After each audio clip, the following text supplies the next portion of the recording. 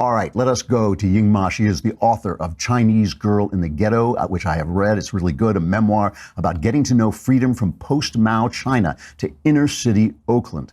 She's the former deputy director of the Committee for American Sovereignty, a pro-Trump super PAC. She's a contributor at the Washington Examiner and a visiting fellow at the Hoover Institution of War, Revolution, and Peace. Ying also worked on the first professional staff of the U.S.-China Economic and Security Review Commission. We had a really fascinating talk about what's going on in China right now. Ying Ma, thank you very much for coming on. It's great to see you, and I'm sorry you're so far away now. You're in Washington. Yeah, I am. Well, thank you for having me. It's great to see you too, even if it's just online. So I'm watching the events unfold with Kim Jong-un being invited to China before what is supposed to be the summit with Donald Trump. And I heard a lot of commentary, a lot of people saying the Chinese are showing support for him, and wondered, is that the way you see it too? Is this China backing him to the hilt, or is it them pulling him aside and saying, get your mind right? I mean, I think on the surface, what they're trying to do, the two countries, they're trying to look like they're actually on the same page. They want to show some form of a united front before Kim actually meets with Donald Trump. But there are a lot of tensions underneath, and the Chinese have been extremely frustrated with Kim Jong-un's antics, and I think the North Koreans have been incredibly angry with the Chinese too. I do think that the meeting took place in part because it would seem a bit unseemly for Kim Jong-un to go meet with the United States, which he considers an enemy, before he meets with his most ardent ally, China, which supplies him with his economic lifeline. And so it does appear that that the meeting makes sense in that vein. And obviously China and North Korea have been allies for decades now, and it makes sense for at least the two leaders of the two countries to actually sit down together before his historic summit with the U.S. Why are they allies? I mean, is that a stupid question? It just seems to me that Kim Jong-un is such a loon, whereas China, right, whatever you think of it, is obviously a rational country and a world actor. What do they get out of North Korea? Well, I think there are a number of things. I mean, they became allies back in the Cold War. Obviously, back then there was a communist North Korea, communist China, and the two fought a war together. A lot of Chinese people died in the Korean War. And the alliance or the friendship was cemented in that fashion, and they call it as close as lips and teeth. It's a way of describing the alliance. Over the years, obviously, China has changed leaps and bounds, and North Korea still appears to be stuck in the Stone Age with this crazy person. And I think it's one reason why the tensions have been so apparent. A lot of people in China, in fact, ridicule Kim Jong-un, and they jokingly call him the third fatty because his grandfather was the first fatty, his father was the second fatty. Now we've got the third fatty, and all three of them, are sort of, it almost seems like every one of them is more of a caricature of the one before. China, I think, continues to provide support to North Korea for a number of reasons. One, China does not wish to see a unified Korea under South Korea command, which has an alliance with the United States, and having the United States that close to its border right there in its face is not something that China wants. Number two, China also doesn't want North Korea to collapse, even if it really finds the North Korean regime to be idiotic and completely counterproductive and not useful to China's goals of its economic development and a number of other things. If the North Korean regime were to collapse and send a whole bunch of refugees across the Chinese-North Korean border, that could have a huge impact on the stability of Chinese society. And that's also something that China does not want. And it's one reason why it continues to prop up the North Korean regime. Interesting. You're the former deputy director of the Committee for American Sovereignty, which was a pro-Trump super PAC. So you've been a big supporter of President Trump. Is he behaving wisely in sort of hoping China is going to help him out with dealing with North Korea, or is he playing a fool's game? Well, I think he's not depending solely on China. I think He's talked a lot about his chemistry with the Chinese president. He's talked about how well the two of them get along together. And it does seem to be the case, but I don't think he's depending solely on China.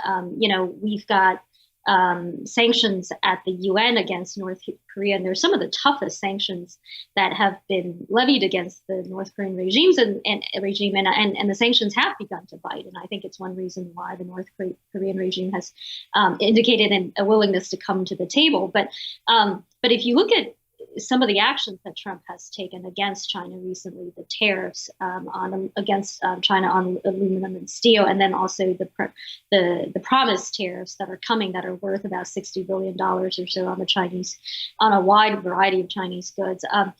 Trump is not just sitting around saying, I'll do whatever the Chinese president wants me to do. I think he wants China to be more helpful, and China is in a position to be more helpful than any other country. But at the same time, he's threatening this crazy lunatic in North Korea in his own way, too. So I think he's using a wide variety of tools, and some of them appear to outside observers as perhaps unintentional, but only the president himself can tell you he's, how intentional his rhetoric is. Right. And I think leaving a certain amount of uncertainty is part of the objective, too.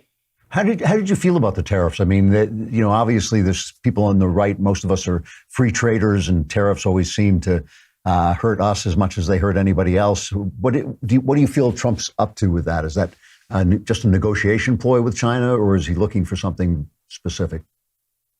So I would separate the steel tariffs, aluminum tariffs that were announced across the board.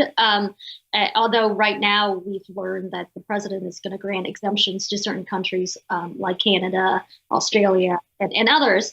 I would separate those tariffs from the impending tariffs that will be levied against China on a whole range of products. And those tariffs are supposed to be worth about $50 to $60 billion. On the latter set of tariffs, I actually think they're not a bad idea. I think most of us conservatives are free traders, but many would argue that it's China that has started the trade war, not the United States. That the set of tariffs, the larger set of tariffs that we're talking about, in many ways is a sign of U.S. frustration with decades-long complaints about the Chinese government doing business in a very unfair way. And that kind of unfairness would include everything from stealing our intellectual property. We've got a government report that says every year about $600 billion of worth of intellectual property is stolen from the United States economy. And most of that can be attributed to China. Now, furthermore, China does something that is incredibly galling to U.S. companies, which is that it forces them to transfer technology to China, to Chinese actors, Chinese entities, in exchange for market access. And there's an investigation that took place recently by the government, and the conclusion was that every year about $30 billion is lost to that kind of forced technology transfer.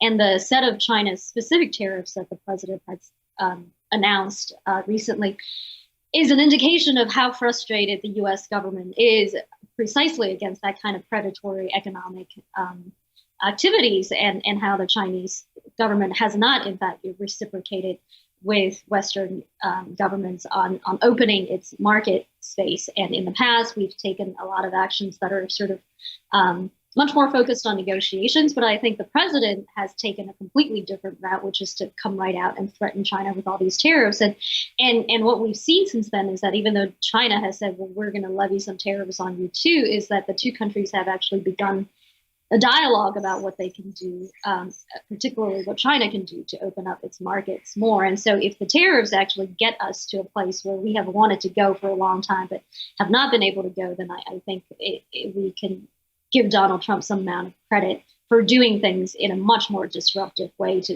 and for changing the equation in a way that previous presidents have not been able to do. Now, with the steel and aluminum tariffs, I am not nearly as big a fan of those. I just found those to be generally a headache, and the way they were rolled out to be a bit problematic. But on the China stuff, I actually think that it's it's not a bad idea at all. It's a good way to try something new.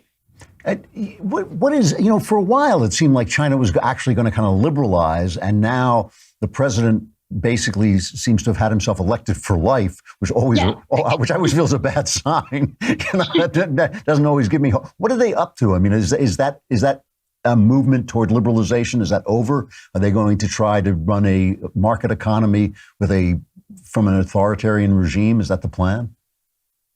I think they are actually going to try to run an economy that has market characteristics, but is ultimately controlled by the party. And that is something that they are unwilling to let go of. What we're seeing in China is a manifestation of the party being in charge of politics. Here in the US, we've got the government and we've got the two different parties, and we've got various third parties that are far less prominent. But there is a big difference between what the Republican Party does and what the Democratic Party does. In China, there's increasingly no such separation. And in fact, that separation was was much more tenuous to begin with, because the Communist Party in China, invades and pervades every aspect of life, even after China has liberalized its economy and after all these years of sort of having a more open society and whatnot. That what we're seeing under Xi Jinping, and particularly his recent stint of making himself emperor for life or president for life, is that the party is back firmly in control, and particularly under the control of one man.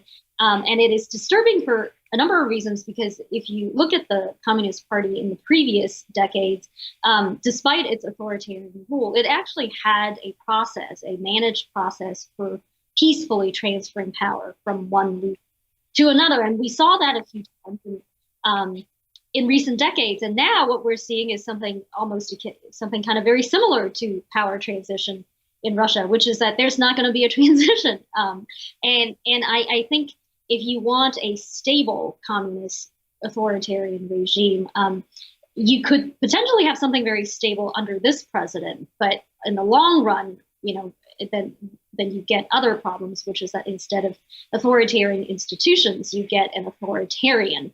And I think ultimately in the long run, that's not good for China's reform prospects at all. But it is what it is. This current president is very charismatic, and he's also accumulated a massive amount of power. And that is something that we're going to have to live with for quite some time. What's your take on him as personally? I mean, in terms of his, the level of his bent toward oppression of the people?